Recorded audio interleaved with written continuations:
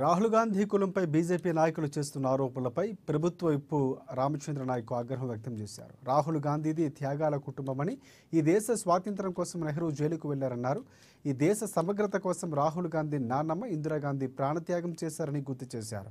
రాహుల్ గాంధీ తండ్రి రాజీవ్ గాంధీ దేశం కోసం ప్రాణాలర్పించారని, సోనియా రాహుల్ గాంధీ ప్రధాని పదవినే త్యాగం చేసిన చరిత్ర ఆ కుటుంబానిదని అన్నారు.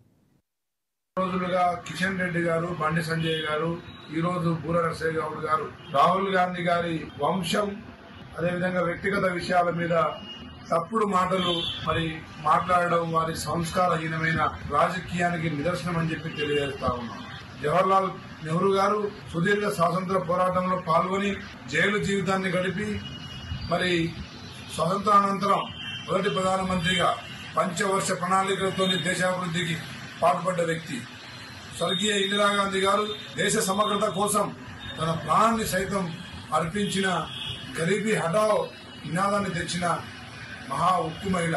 అదేవిధంగా రాజీవ్ గాంధీ గారు సాంకేతిక విప్లవాన్ని తెచ్చి ఈరోజు భారతదేశాన్ని ప్రపంచ దేశాలతో పోటీపడే విధంగా యువతకు ఉపాధి అవకాశాలు, ఉద్యోగ అవకాశాలు కల్పించిన రాజీవ్ గాంధీ గారి వారసుడు రాహుల్ గాంధీ గారి కులాన్ని వ్యక్తిగతంగా విమర్శించడం ఇది మీకు తగదు అని చెప్పి తెలియజేస్తా ఉన్నాం.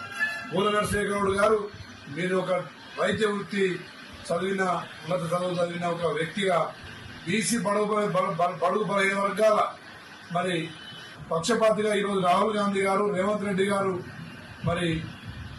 అసెంబ్లీలో తీర్మానం చేసి పార్లమెంట్ ఆమోదం కోసం పంపిస్తే దాని మీద పోరాడాల్సిన మీరు ఈరోజు రాహుల్ గాంధీ గారిని కించపరిచే విధంగా మాట్లాడడం ఇది సబబు కాదు అని చెప్పి తెలియజేస్తా ఉన్నా. ఎన్నో పాలసీలు